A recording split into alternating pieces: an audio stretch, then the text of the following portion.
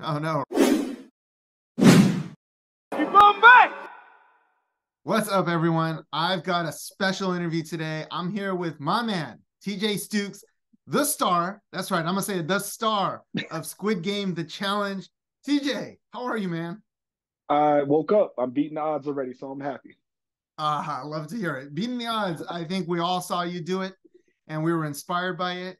Man, and you are the star of Squid Game. I know, unfortunately, we were all pulling for you to make it all the way to the end. It didn't quite work out that way. But how does it feel, man, that you've really shined in this show and people have been really responding well to your positivity, your leadership, and all of that? Like you said, Ron, just the positivity around the world, though. It's not just like US or London. It's like people from Malaysia, Australia, China, Japan, like it's insane. And to be seen as my true self is something that I couldn't even imagine. That's so great to see. And you and I have known each other for a little bit before you blew up like this, and this is who you are, right? You're always positive, and it comes, I think, a lot of it from your athletic background, right? You're a professional basketball player. You've been all around pursuing your career. So let's start there a little bit. Like, how much of your experience, I mean, being the top 1% in athletic competition, helped you with something like Squid Game? Maturity. Over the years, over my 19 and three quarters years career, I've had to mature to pull up other people. People say, "Oh, help them become." No, I had to. Some people you have to pull up, and other people you have to give a gentle nudge. But when it was just being part of different teams, managing different personalities, being around different people, and making sure that a team became a team and not like just five people playing basketball. And being that leader type is very difficult because we're always challenged. We're always just how do I say it? We're always in a situation where we need to realize that everybody's different. So, say like one person I can yell at, another person I have to talk to. Once they yell, they shut down. Once I yell, they shut down. And so I had to understand that over the years and actually grow to who I am. I wasn't always this person. I was very similar to 432 actually, Brighton, very similar. But my wife, when we was watching it, Sam, she turned to me and said, "You see what I had to go through when you was 23?" And damn. I'm like, damn, she's right. So, just maturity and continuing to be full of humility and being having a vast amount of gratitude, knowing that what I do is not a right, it's a privilege. You're reading my mind because I was totally thinking as you were talking about your leadership and maturity. I was thinking about Brighton, right? Player 432. And in the early episodes, he's kind of painted as the villain, of the show. And it's kind of interesting because it's before you take a prominent role in the episodes. We see a lot of him and his shenanigans, if you will, some bullying even. And Yeah. then once he's out, we see more of you, and you're very quite a contrast to him. Was he really like that? There's always that question with reality shows. What was Yeah. he as kind of cocky and arrogant? What was your interaction with him? Well, our interaction was very wholesome, actually. To be the masses will be surprised. 432. He's mixed, black and white, but me and him had a heart to heart, a real deep heart to heart. And I was like, all they're gonna see is black. They don't care what you're mixed with, and so you have to realize that you're representing more than yourself. And the thing is with Brighton, he hasn't gone through life yet, not yet. He hasn't been there through the struggles with bills, like family and all that stuff. So he's been through some stuff, but as you get older, you mature, you realize that life humbles you. So he's not there yet, but he's going to be there.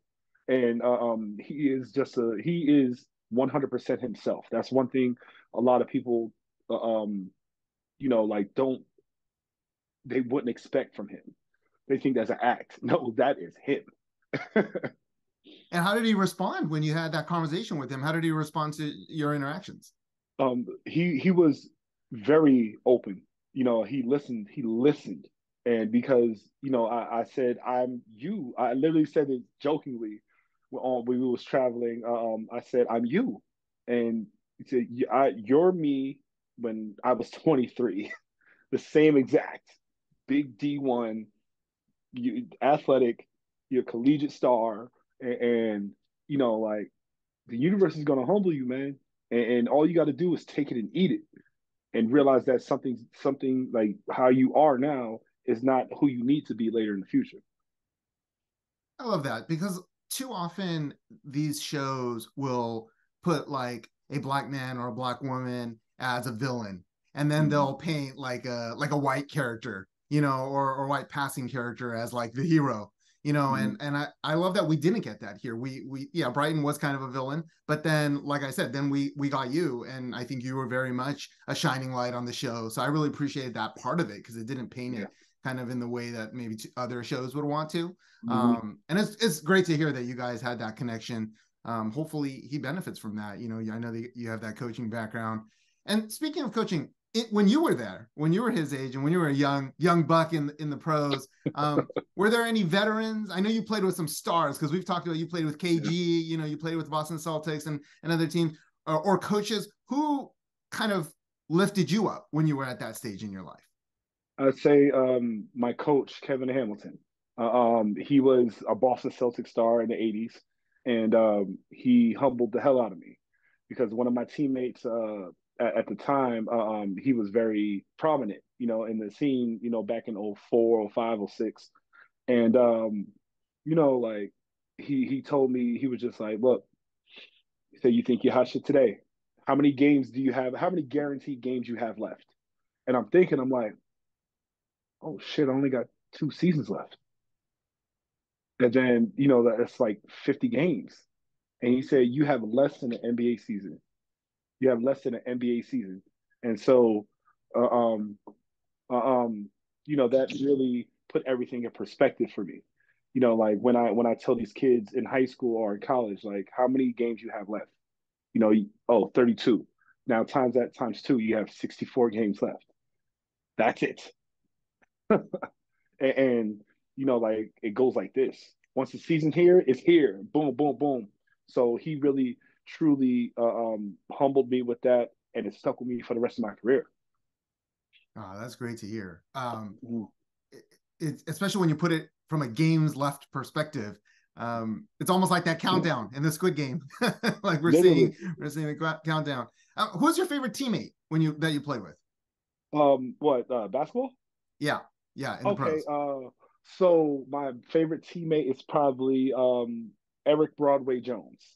His nickname is Broadway. So like he taught me so much as a man. He taught me so much more about life than basketball. And he was so he one thing he was always real with me. He told me how it is. He told me, my wrongs in front of me. He never talked behind my back. He always put me to the side and said, hey, you gotta do this better. You gotta do this better. And that criticism allowed me to mature, to take more criticism and to become better. Because that's the only way you can truly become better is like having an outside view telling you honestly how it is, because everybody wants to be, oh, you're doing a good job, you're doing a good job, you're doing a good job. No, tell me what I'm doing wrong, and if I'm doing a good job, thank you, but tell me what I'm doing wrong, so I can improve. Yeah, I love that. We all need that. We need to know. We learn from what we do wrong. So I think Mm-hmm. that's great to hear. Now there's a blend. There's like this before we get to like more of Squid Game. There's this cross section of your playing days and reality games because I know based on our previous conversations, you also you and your wife were in the cube with Dwayne Yeah. Wade, right? Yeah. Um, eh, how was that experience helpful in terms of bridging that gap between your competitive playing days and now doing this Squid Game? Was that experience helpful at all to you to be on TV and from that perspective? Absolutely. Communication. Like communication is a focal point with me and Sam. So, like what we did in the show, we made sure to voice, not just like assume, but voice what we felt, how we felt, when we like what was the strategy. But our mantra was attack the moment. You got because like we could plan and plan and plan, but when it comes to executing, it's a whole different thing. So that's what the biggest thing, to that translated to from the Cube to Squid Game was attack the moment. Yeah, and that's why I want to spend this time picking your brain about those things, because like I said, I've been following what you've been doing for a while now, and it's easy to just for people to just jump into Squid Game, but I feel like all of these steps that you've taken in your career and your life really led to that moment, led to Squid Game, and I wasn't surprised to see you shine. I knew you would shine, because of these things I've seen you do. So yeah, let's talk a little bit more about Squid Game itself. Um, we have to talk about Mai. So first of all, did you know she won? Like, when did you know that she won the whole thing? Last night it's 8 p.m. Wow. Okay. Yeah, So you didn't even know until it came out that she was I the did. overall winner. I genuinely didn't know. When I did get eliminated, what they did, they whisked us out. Then they didn't give us any info about anything. And how did you feel? I was extremely happy, extremely happy because, people are like, "Oh, my owes you a check, my owes you money." No, if you be a good person and expect something back, it's fake. It's all fake. And I can't like honor in this time and age is so like not non-existent in this world. Like the thing is, you see, like the world scene, I stood by my word twice. Like, and she felt horrible, because she thought I was gonna, you know, do her dirty, but that's against my character. If I say I got your back, I'm going to have your back, no matter what. And a lot of things that one thing that people, really don't get with friends, with true friends, you correct in private, but support in public. So, like I told her straight up, private conversation, like I heard that you was talking about me, but I don't know what was said. I just heard it, through the grapevine. Say, hey, like just know I still got your back no matter what. And that was that conversation that was shown, like, hey, TJ, you're a supporter, you're my supporter. And I'm like, yes, I got your back. But don't talk about me behind my back. Like, but that's one thing I didn't do in the entire Squid Game. I didn't talk about no one behind their back. If I wasn't feeling you, I said it right to your face. And a lot of people didn't like me about because of that, because like there were things that we were doing that were nefarious or insidious. And I told him, I said that's messed up. Like that person's been supporting you for that long, and you do that. That's messed up. I didn't say like detrimental, to them, but I just let them know that I wasn't feeling it. So you knew that Mai had said those, I don't trust TJ and all that we saw on the show. Like When you were in the show, you heard a little bit about that. it wasn't direct, obviously. It wasn't Yeah. like it was from the grapevine, like people. But I don't like going by hearsay. But it didn't rest easy in my soul, like knowing that rumor was out there. And I'm like, I just told her, I said, I don't know if you did, I don't know if you didn't, but know that I will never talk bad about you. And so, it wasn't. But I obviously looking at the show, she did. But like me and her had a good talk, but I didn't know like if it was 100% for sure that she was talking about me. Well, I'm glad you had a chance to confront her about it and have a conversation. So would you say by the time, she's doing the whole you're my guy and all that, you were both in a good place, you had the conversation and it had resolved, or were you still feeling a little bit of betrayal? No, it was resolved because and I have to tell you this in Squid Game, like the entire experience, the moment you hold on to any resentment, you're out of there, out of there. And it happened many times in the show. The moment you hold on to any revenge, resentment, or dislike, or be like terrible, a bad person, the game showed it. You didn't have to do anything. The game showed it. Yeah, I appreciate that. Now, is there any method of staying in touch, or have you talked to her at all since you found out that she won it all? I just text her. I say, hey, you killed it. You did your thing. Wow, that was amazing. And my wife, yo, Sam, right?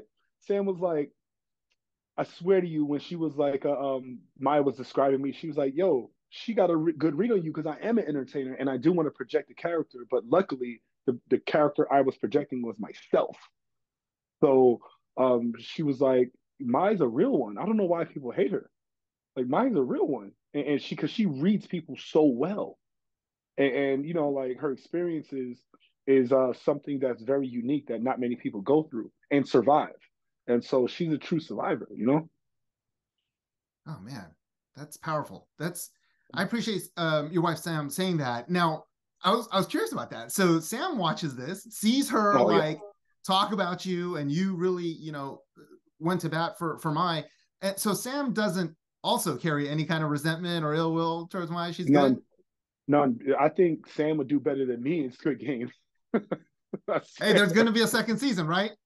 Oh yeah. I'm like, listen, if you want to do it. TJ, just hearing you talk about Mai, it warms my soul. It calms me a little bit because I think I was fired up a little bit. I didn't say anything on social media.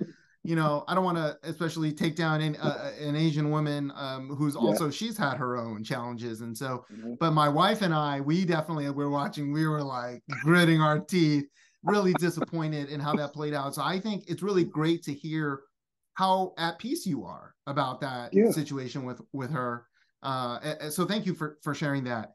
Now, who else on the show that we either saw or maybe didn't see did you feel a real connection with, and maybe we'll keep in touch with going forward? Well, that's very easy. I don't know why they didn't show our dynamic, right? So it's 183, the one who eliminated 141 dash. Um, the reason why, because day one, before red light, green light, in the tents, we were all bunched up in numbers, like clusters. So, it was 176, 179, 182, and 183 of the core four. So, we got tight from there, and I called him my white shadow because he's like white and he's like half my height, so he's always behind me. So like, I called him my white shadow, but that was my boy. Like, every day we talked, every day, we was like, if you see me, you see him, or you see him, you see me. Little white boy from Arkansas, 5'7", like country accent, and like I just love what the casting did. They casted so diverse. The diversity was prominent, and for me to truly befriend a white guy from Arkansas and call him my best friend, you know, it was something. It was like kudos to the casting because I would have never met him in any other way. And so, like, 183 to answer your question for damn sure. All right. I love that. Now, that's cool to hear that you guys bonded like that, and all you see the various bonds. Mm-hmm. Was there a method for all of you to share contact information after the game, or like keep in touch? Like, how did you all connect after the game, or Um, did you have that before the game? nah, social media. Social media is a crazy place, and like me, I didn't remember a lot of people's names, and because we was in there so long. Like how you in prison and you just remember numbers. It was like that, and so we couldn't say nothing for a long time about who was participating in that yada yada. So it was just luck of the draw. I found half of them, and it was social media mainly. That's one of the very few like positive examples of social media is like these connections that we can make. And even you and I, right? People are like, how do you Yeah, know that dude? And I'm like, listen, he and I have been following each other on social media for a while, for a few yeah, years now. yeah. And so that's the beauty of it. And I love to hear that. Now, you guys all had a little bit of a reunion. You Mm. shared it on your Instagram and Twitter, with the press tours and all that. What was that feeling like to just see all these folks again after having gone through kind of a traumatic experience? Yeah, we were trauma bonded. So seeing them again, it's like seeing people who only understood what you went through because they went through it. And so that helped a lot just in just relaxing, just actually relaxing around people. And like there was so many times in the span of January till November 22nd, I just wanted to say something so bad to people. But I had to keep it down, like underneath the table, and But those people, when I like my people, when I met with them, it was just like, wow, I can actually talk freely because they know what I went through, and I don't have to describe everything. I could just be me, and it just felt really good to finally relax around people that knew what I went through. Yeah, trauma bonded, just like you said. There's nobody else can understand really what you all went through except you all. And I hope that you guys will keep in touch. And I know as a fan, I would love to see like a reunion show, right? Those are one of No, the I would favorite things. love that. I would Is there any talk love about that. that? About maybe I, doing something like that? I literally have no idea. I want it though. I would like it. Yeah. Yeah. Let's talk about timeline a little bit because could you share like when you found out and then like how long between when you found out and then when you had to go and start Okay. filming and start the game and all that and that process and when it ended. Okay. So I applied the I think the Halloween near Halloween I applied because I seen it on Twitter and I was just scrolling and I'm like, oh, this is cool, but no. And then I seen it again. I'm like, oh, okay, yeah, this is real. So I did it. And then 2022, right? Halloween 2022. 2022, yeah. And then like they called me because the video sent in, I said like nothing important, like nothing, and it was like, can you tell us about yourself, yada yada, and then a half-hour conversation, and then like it was about, I'd say, from I got officially casted like mid-December, and that was agonizing because they had us do a mental test, like literally a psychology test, and then they had us do a physical test, but a real doctor had to sign off on it.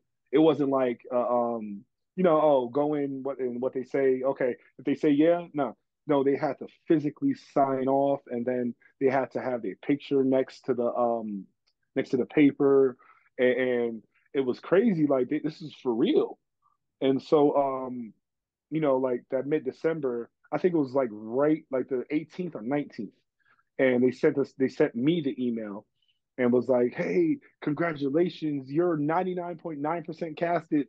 Just wait for the official casting, but we want you, but just wait for the official email."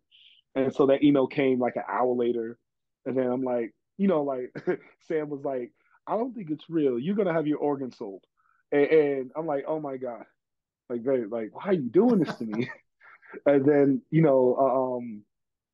was just very surreal, and it became real when I got that flight ticket when I was in the airport.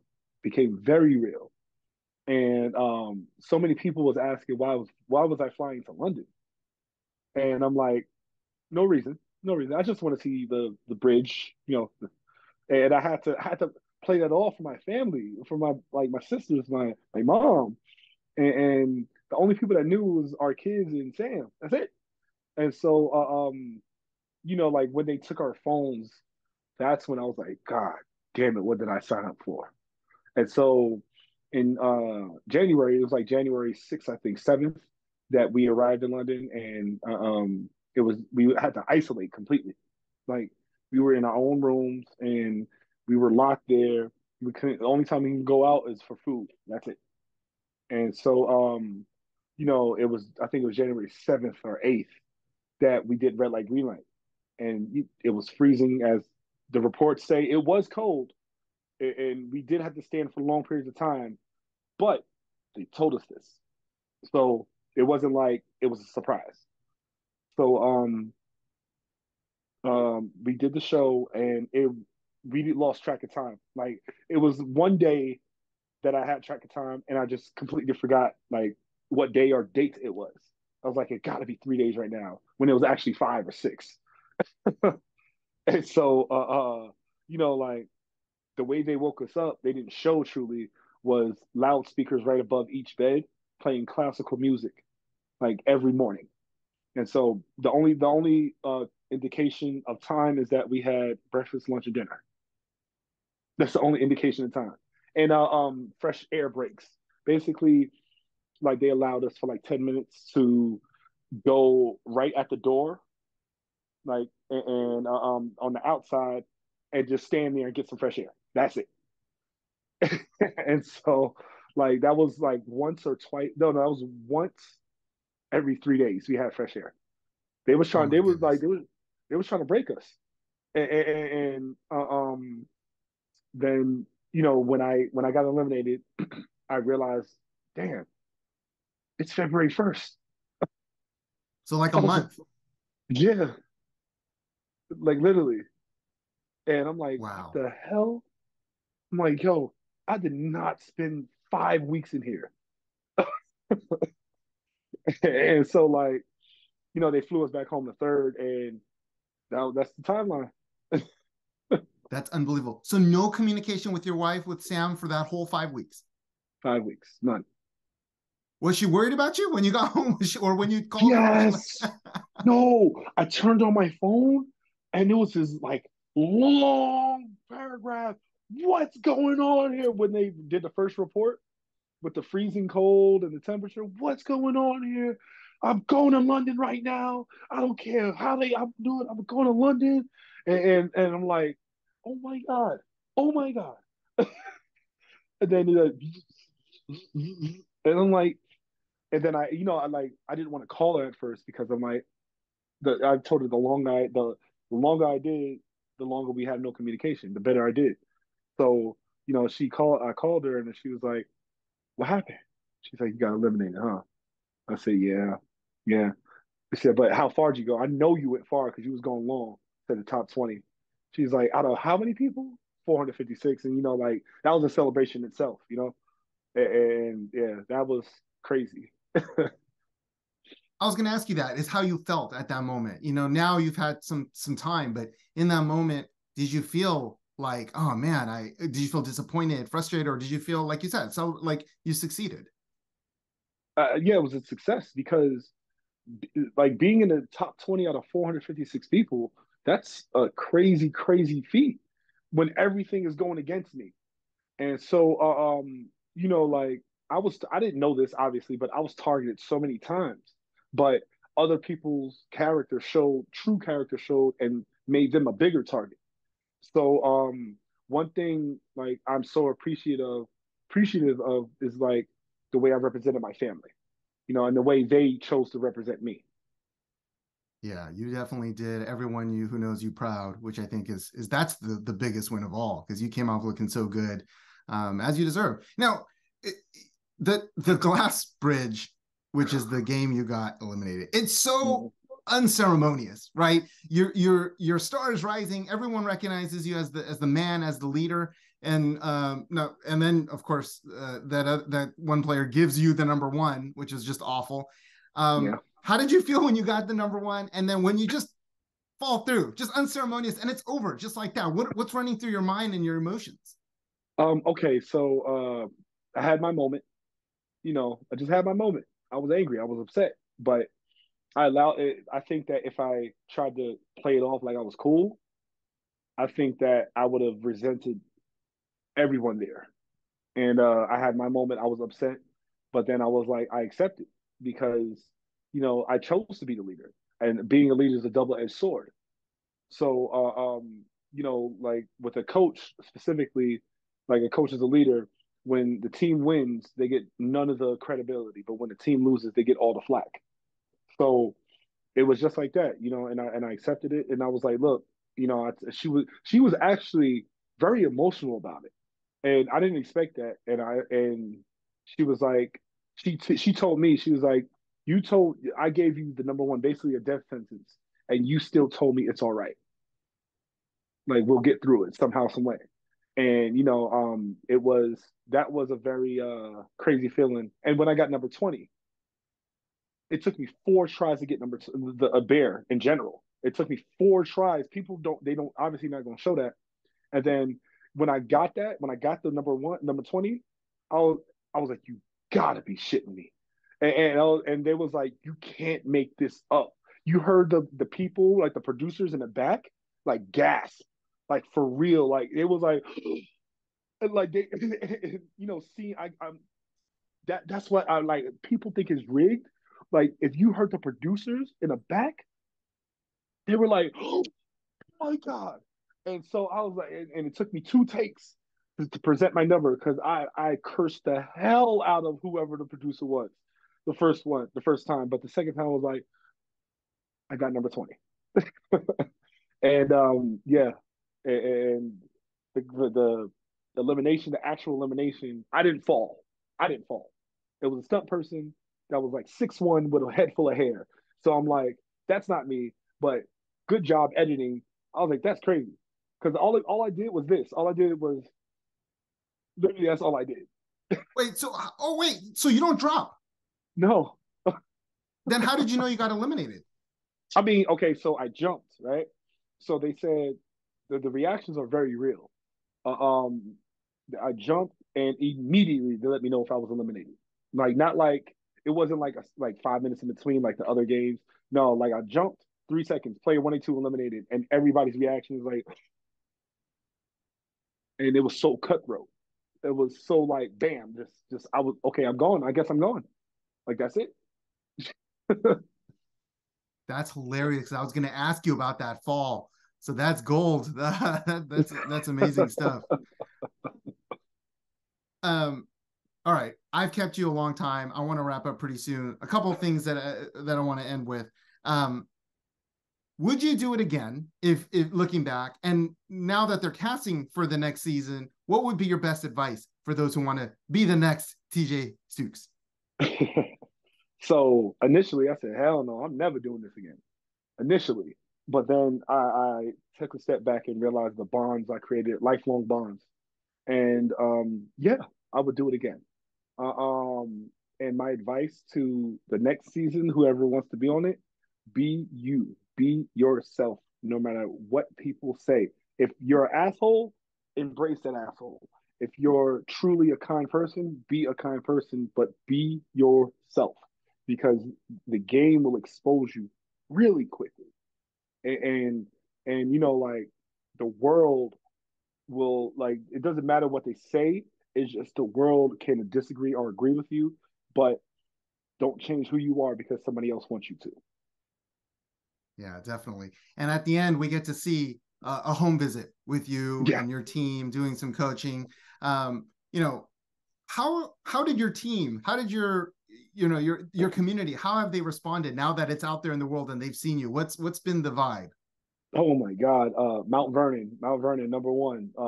They just like so many people from Mount Vernon are happy that they're being represented correctly. And from the Bronx, like people are loving who I am. People like, yo, I played ball with him. Oh, he was the same guy back then.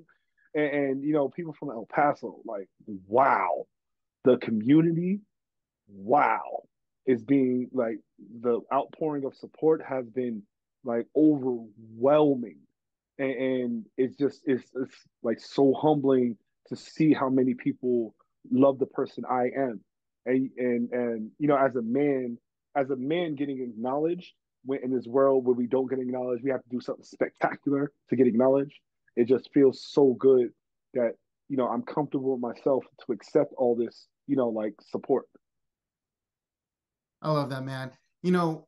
Jury Duty is that other reality show, about jury, and that guy, the main guy, Ron, just got an overall deal with Amazon because everyone loves him because of he came off as so genuine and so good. And I feel like that's you on this show. Has anybody reached out, any other studios or casting or producers? And maybe are there any potential opportunities coming your way that maybe you can't quite talk about, but might we see you at something else in the future? Yeah, I can't talk about it yet, but there's something very very big in the works, and not just not life changing, like generation changing. So yeah, and I'm just like I'm just trying to take one day at a time right now because every day it just seems like it's flying by because everybody wants my like a little bit of my time. So it's just like I have to take everything one step at a time, one day at a time. Oh man, I am hyped to hear that. You deserve like I told you when we were messaging, it's your time, and I feel like you're doing a great job capitalizing on it. So congratulations on that, man. Congratulations on the show. I can't wait to hear about what's next when you can reveal it. Hopefully, we can connect then. But next, in the interim, I've heard you on your socials. NBA All Star Celebrity Game, right? That's what you want. That's what I want. That's what I want. I definitely want to, and I'm gonna earn it. I'm gonna earn it. That's truly what I want. Uh, um, you know the reason why because I've always wanted to play in the NBA All-Star game, but my time has passed with that. But the second closest thing is the celeb game, and I think I'm becoming a celebrity just a tiny bit. So I might as well use that clout for something. Absolutely. Well, listen, let's get it out there. We're going to push the campaign and hope to see you there. Thank you so much, man, for your time. Great chatting with you. And let's connect again soon. Yes, sir.